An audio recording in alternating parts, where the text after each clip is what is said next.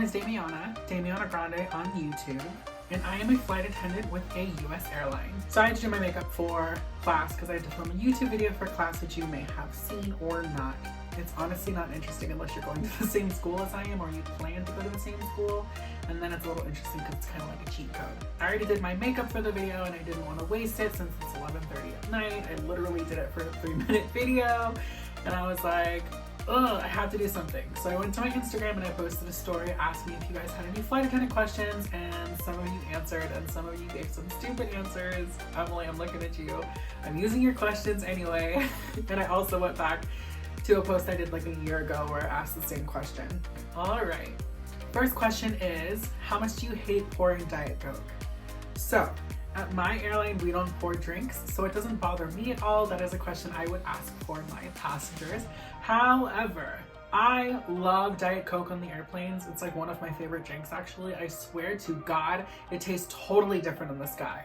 It's like something happens and it's like sweeter than usual, but you know that you're not having the sugar. I feel like when you're in the air, sodium content is like weirded out somehow, and you don't taste the salt in the Diet Coke. So like it really tastes so sweet and like delicious.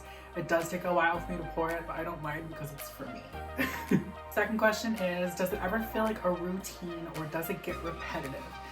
I don't think for me that it ever gets repetitive. I never work the same trip twice, sort of. This whole time I've been on reserve except 1 month, and I didn't really work any of my trips because they all got canceled because of COVID.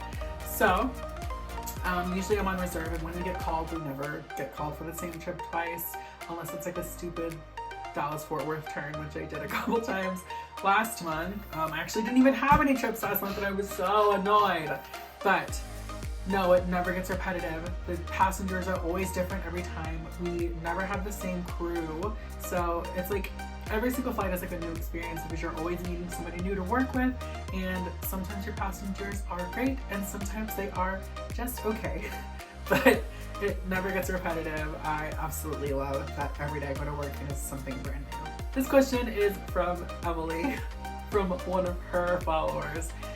Can you wear a blazer? You can wear a blazer if your airline permits it.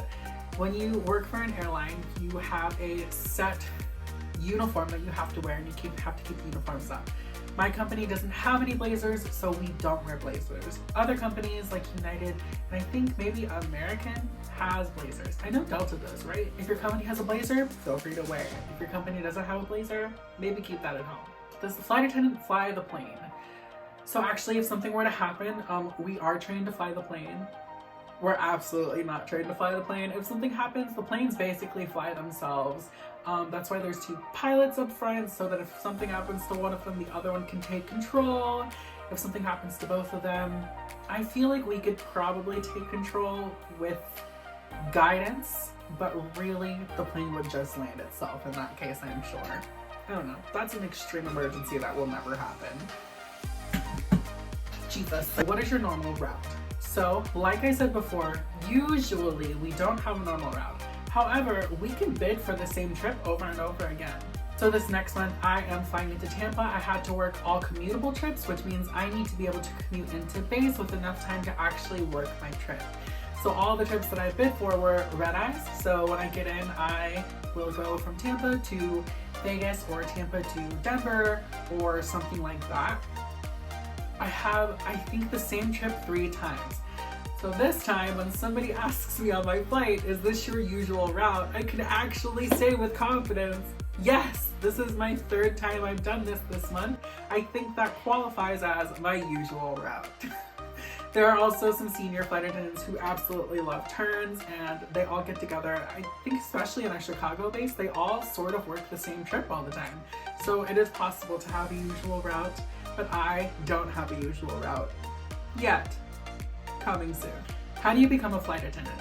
That is actually a great question. I get this question all the time from passengers, from friends, from other people I work with at Sephora, stuff like that. It is really easy and also super difficult to become a flight attendant, and I will explain.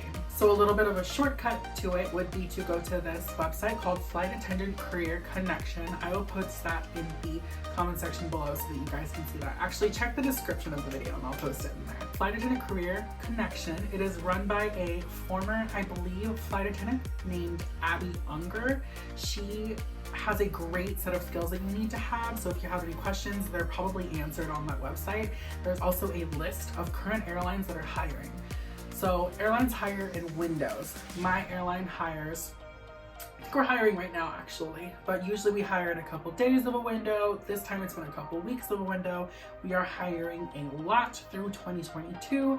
So if you're looking to be a flight attendant, now would be a great time to get into the game with us and with everybody else. Now that COVID is sort of coming to a close, hopefully traveling is picking up and we are really looking for flight attendants because we are adding routes like crazy. So if you wanted to become a flight attendant, check that link below and see what airlines are hiring.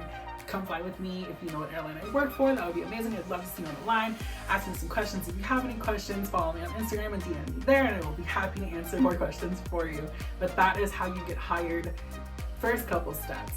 Maybe I'll make a video on the next couple steps because it is a long and grueling process. It's insane. So another question from Emily is, do you fly to job? Do you fly to job? I do fly to job. I think a lot of people fly to their job within our industry. Some of us don't. Some of us live in base and you can drive up to your airport, get on your airplane and go. I drive to my airport, which is Norfolk International Airport, and I have to fly to Philadelphia and then down to Tampa or to Atlanta and then to Tampa to get to work. So yes, I fly to work. I fly for free. Flight attendants usually fly for free.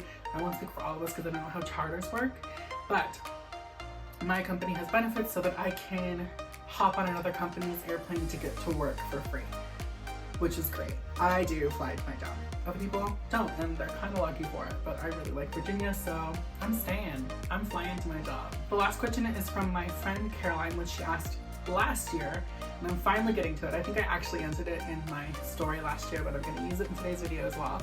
It's how do you keep your,